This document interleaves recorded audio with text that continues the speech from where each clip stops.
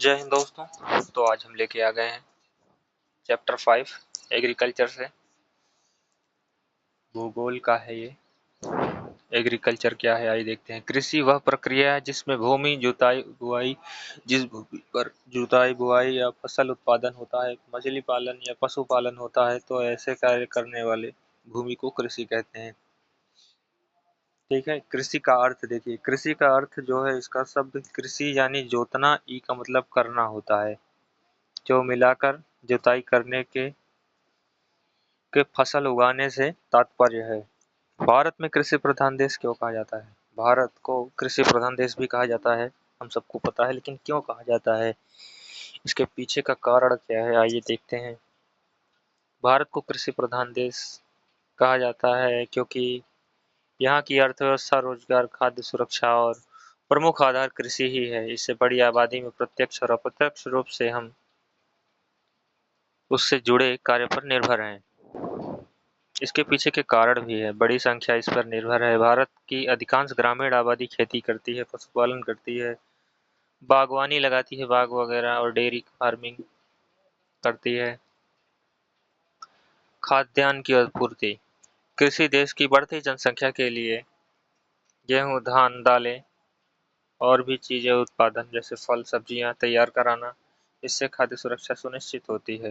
रोजगार के प्रमुख स्रोत भी मिलते हैं, जिस कारण कृषि भारत में सबसे अधिक लोगों को प्रत्यक्ष और प्रत्यक्ष रूप से रोजगार प्रदान करती है। इसको हम अच्छे से देखेंगे आगे। उद्योगों को कच्चा माल उपलब्ध कराती है, बिना कच्चा माल के उद्योग उत्पन्न ही नहीं हो सकते, जैसे कि कपास, चीनी उद्योग, गन्ना में आपको, और जूट उद्योग, चाय कॉफी उद्योग, इस तरीके की है। जीडीपी में इसका योगदान देखिए। कृषि क्षेत्र की अर्थव्यवस्था महत्वपूर्ण योगदान देता है, जो अन्य क्षेत्र को भी सहारा देता है, जैसे कि विदेशी मुद्रा अर्जित करना। भारत में चाय, कॉफी, मसाले, जो कपास आदि निर्यात होते हैं, जो इंपोर्ट किए जाते हैं, जो एक्सपोर्ट किए जाते हैं, जिससे विदेशी मुद्रा प्राप्त होती है, जो ग्रामीण अर्थव्यवस्था का आधार है। अधिकांश गांव की आय, आजीवन विकास कृषि पर ही आधारित होती है। पशुपालन और डेयरी का विकास, कृषि के साथ दुग्ध उत्पादन और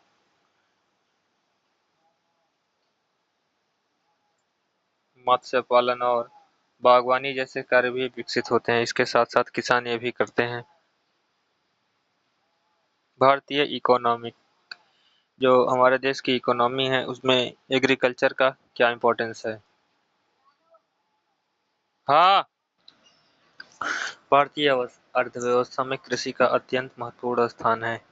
केवल खाद्य उद्यान उत्पादन में का साधन नहीं, बल्कि रोजगार, उद्योग, व्यापार और देश के समग्र आर्थिक विकास का आधार भी माना जाता है।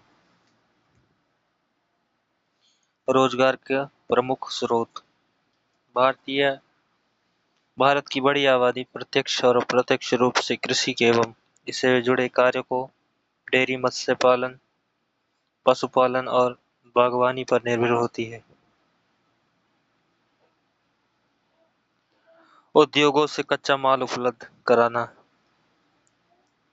कई उद्योग इस पर निर्भर है, जैसे कपड़ा उद्योग, चीनी उद्योग, जूट उद्योग और चाय उद्योग। अरे,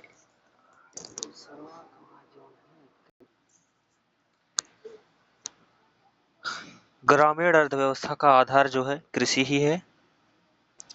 फिर पशुपालन एवं कृषि आधारित गतिविधियों का विकास, कृषि के साथ साथ डेयरी, पशुपालन, मत्स्य पालन, मधुमक्खी पालन और व्यवसाय भी हैं। बागवानी इसमें प्रमुख भी है। आर्थिक विकास में योगदान, अच्छा कृषि उत्पादन होने पर उद्योग, व्यापार, परिवहन और बाजारों की गतिविधियां भी बढ़ती हैं, जिससे देश की आर्थिक प्रगति मिलती है। कृषि को प्रभावित करने वाले कारक क्या क्या हैं? कृषि की सफलता अनेक प्राकृतिक एवं मानवीय कारकों पर निर्भर करती है कि यदि कारक अनुकूल हो तो फसल उत्पादन अधिक होता है और प्रतिकूल हो तो इसी का उल्टा रिजल्ट देखने को मिलता है, कम होगा। इसके पीछे का कारण क्लाइमेट है।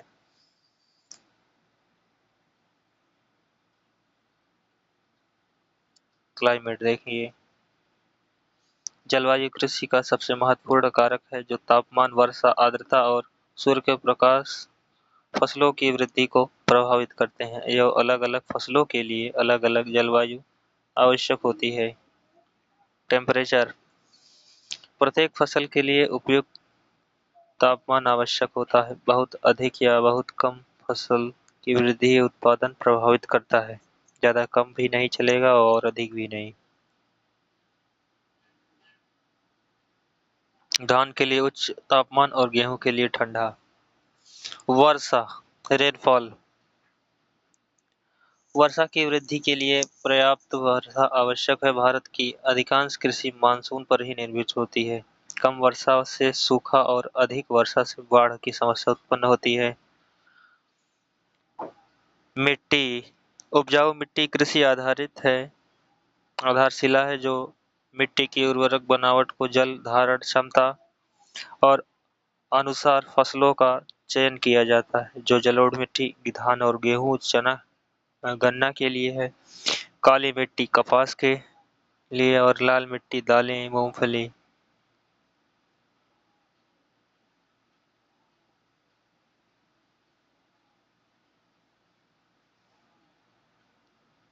सिंचाई, जहाँ कम वर्षा होती है वहाँ सिंचाई आवश्यक होती है, जैसे नहर, कुआं, ट्यूबवेल। टपक सिंचाई और फव्वारा सिंचाई से फसलों को समय समय पर पानी मिलता है। स्थलाकृति, समतल मैदान कृषि के लिए अधिक उपयुक्त होते हैं क्योंकि यहाँ जुताई सिंचाई के लिए मशीनें का उपयोग आसानी से होता है। पर्वतीय क्षेत्रों पर सीढ़ी-नुमा खेत बनाए जाते हैं। उन्नत बीज, उच्च गुणवत्ता वाले बीजों की अधिक उत्पादन प्राप्त होता है तथा लोगों को रोगों से प्रभावित कम होता है। उर्वरक एवं खाद, फर्टिलाइजर एंड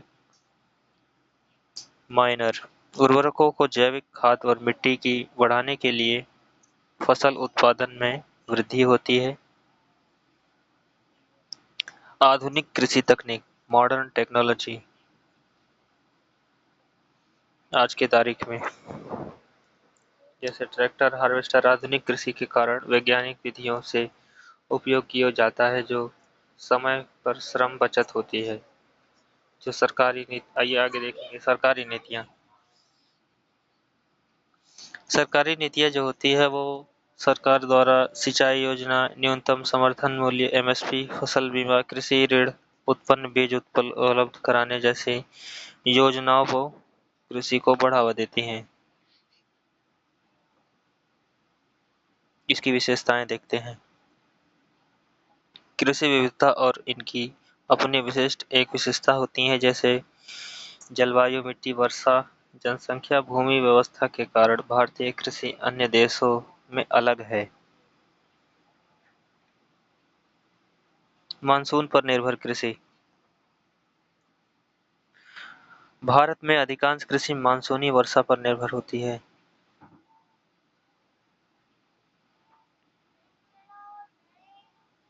कृषि प्रधान देश, भारत में बड़ी जनसंख्या में प्रत्यक्ष और अप्रत्यक्ष रूप से कृषि एवं उससे व्यवसाय पर निर्भर है, इसीलिए भारत को कृषि प्रधान देश कहा जाता है। छोटे एवं बिखरे हुए जोत, भारत में अधिकांश किसानों के पास भूमि का आकार छोटा और अलग-अलग स्थानों के बिखरा हुआ होता है। इससे आधुनिक कृषि तकनीक उपयोग सीमित हो जाता है। श्रम प्रधान कृषि,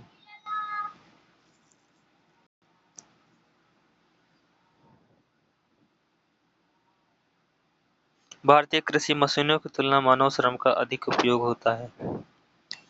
विशेष छोटे किसान किसान जो है स्वयं मजदूरों की सहायता से कृषि करते हैं।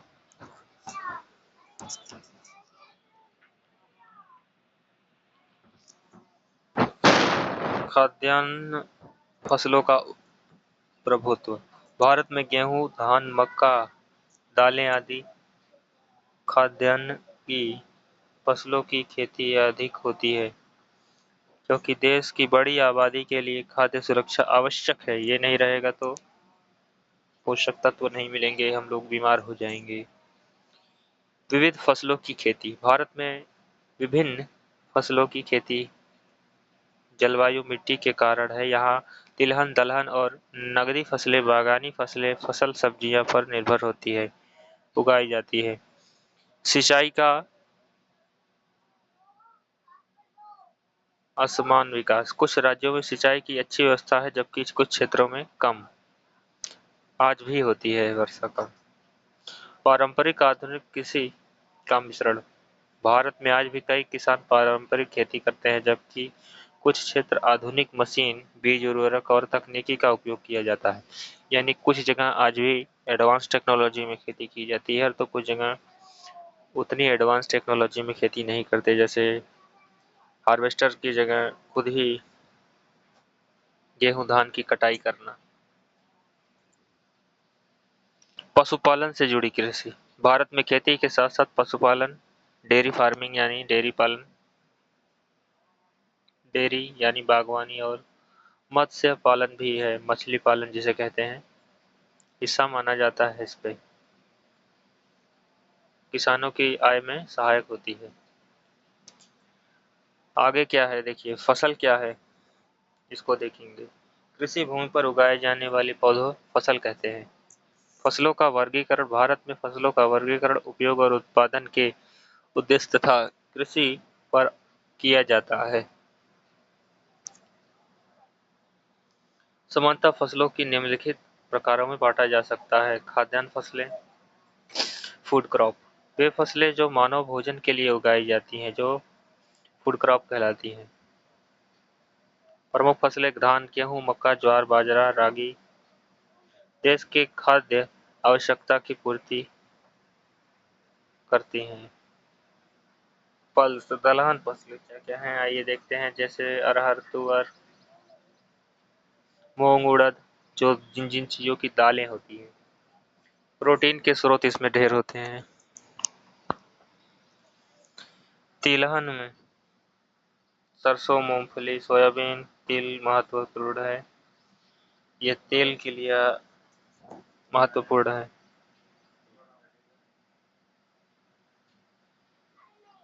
कैश क्रॉप जैसे गन्ना, जूट, तंबाकू, कपास इत्यादि।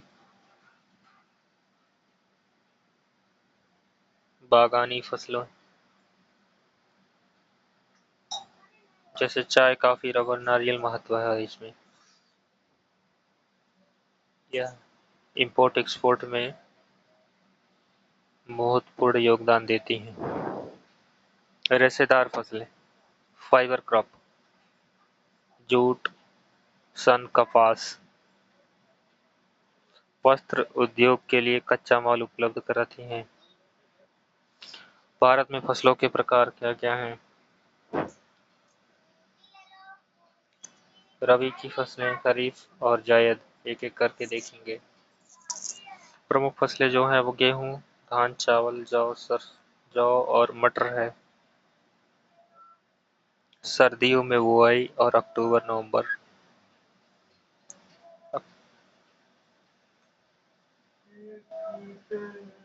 खरीफ की फसलें मक्का, बाजरा, ज्वार, मूंगफली है, मानसून के साथ बोई जाती है और जून जुलाई यानी सितंबर से अक्टूबर के आसपास कटाई होगी। गर्मियों की फसलें जो हैं वो जायद हैं। प्रमुख फसलें तरबूज, खरबूज, खीरा, सब्जियां इत्यादि।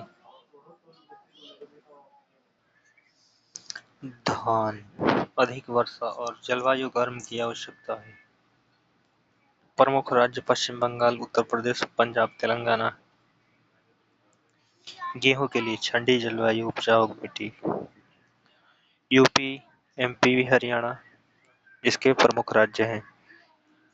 काली मिट्टी सबसे अच्छी।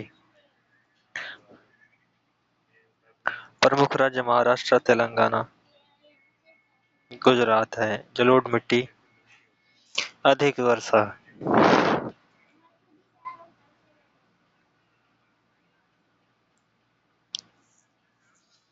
प्रमुख राज्य पश्चिम बंगाल, असम, बिहार। गन्ना। गर्म एवं आर्द्र जलवायु, यूपी, कर्नाटक, महाराष्ट्र। चाय के लिए, आर्थिक वर्ष अधिक वर्षा, पहाड़ी ढाल, ऐसे ऐसे क्षेत्र चाहिए। प्रमुख राज्य असम, पश्चिम बंगाल, कॉफी, तमिलनाडु। और कॉफी के लिए छायादार पहाड़ी क्षेत्र। इसको सभी एक एक करके हम देखेंगे नक्शे पे। गर्म और आर्द्र जलवायु, प्रमुख राज्य केरल, तमिलनाडु, कर्नाटक इत्यादि हैं।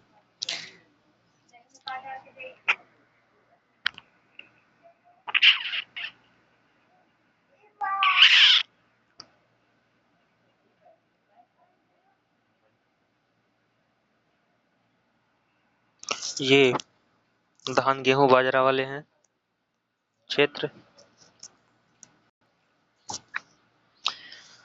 गन्ना, कपास, तंबाकू, जूट, सन वाले राज्य।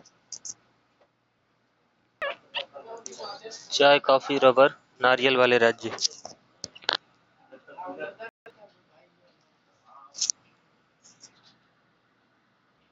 धान, गेहूं वाले राज्य।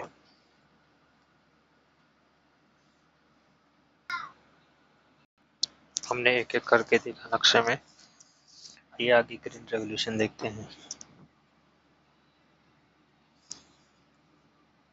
हरित क्रांति वह कृषि क्रांति है जिसके अंतर्गत उच्च उपज वाले बीज, एचवाईवी, सिंचाई, रासायनिक उर्वरकों और कीटनाशकों तथा आधुनिक तकनीकी का उपयोग करके उत्पादन, विशेषकर गेहूं और धान उत्पादन में तीव्र वृद्धि की गई है।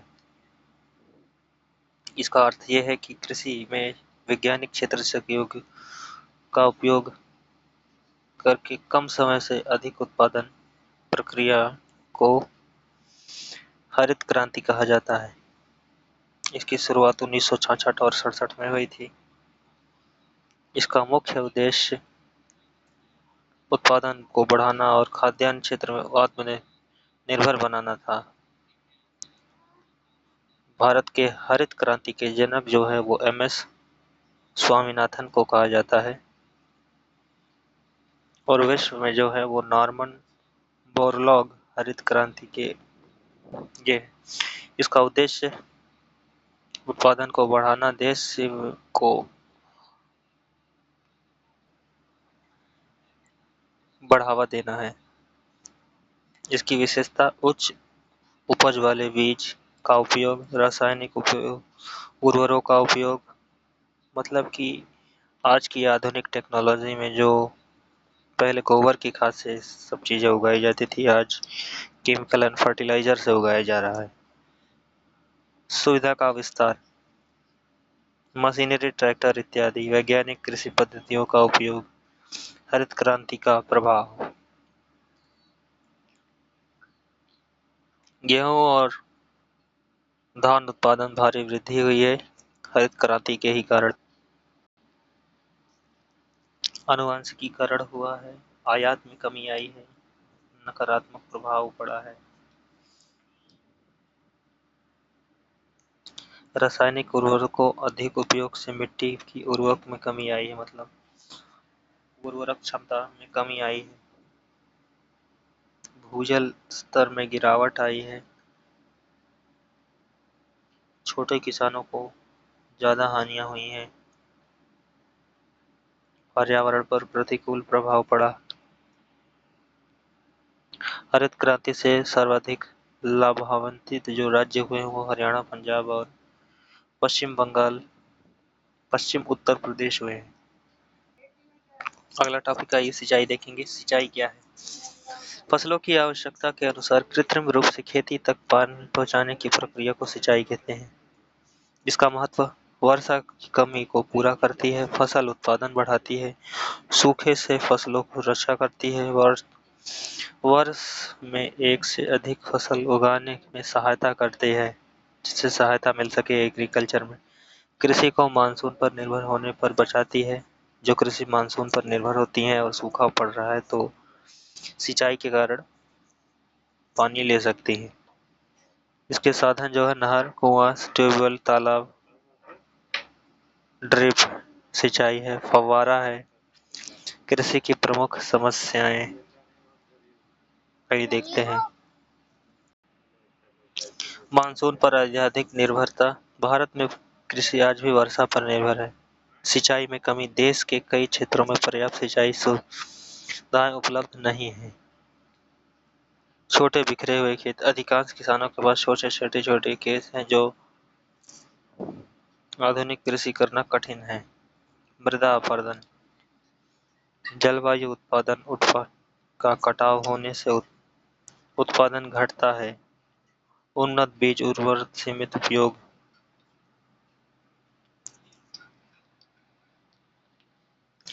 कई किसानों से संसाधनों की कमी के कारण आधुनिक तकनीकी का उपयोग कर नहीं पाते। प्राकृतिक आपदाएं आना। सूखा, बाढ़, जलोढ़, चक्रवात इत्यादि से आने से फसल नुकसान हो जाती है। भंडारण समस्या। उचित गोदामों में फसल का खराब हो जाता है, एक हिस्सा जो खराब हो जाता है। विपणन की समस्या। कई किसानों को उपज उन्नति मूल्य नहीं मिल पाता। कृषि सुधार। कृषि सुधार क्या है? कृषि सुधार बढ़ाने के लिए किसानों की आय में सुधार लाने के उपाय कृषि कर सुधार कहते हैं। उन्नत बीज का उपयोग। अधिक उत्पादन देने वाले बीजों का प्रयोग, जैसे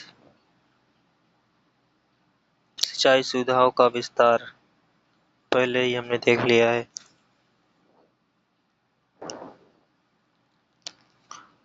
मिट्टी की उर्वरक बनाए रखते हुए उत्पादन बढ़ाना। मशीनीकरण, ट्रैक्टर इत्यादि से खेती करना। मृदा संरक्षण। मिट्टी के कटाव को रोकने के लिए उसकी उर्वरकता को बनाए रखने का उपाय हम देखेंगे। फसल बीमा।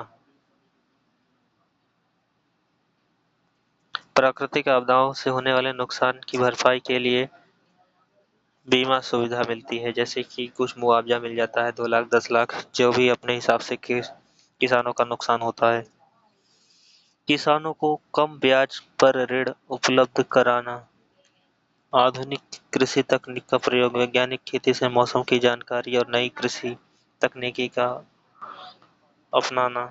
भंडारण एवं विपणन व्यवस्था में सुधार करना। गोदाम, शीतगृह और बेहतर व्यवस्था से विकसित करना होता है। मिलते हैं नई वीडियो में, तब तक के लिए धन्यवाद, नमस्कार, वंदे मातरम, भारत माता की जय। वीडियो अच्छा लगे तो लाइक करिएगा।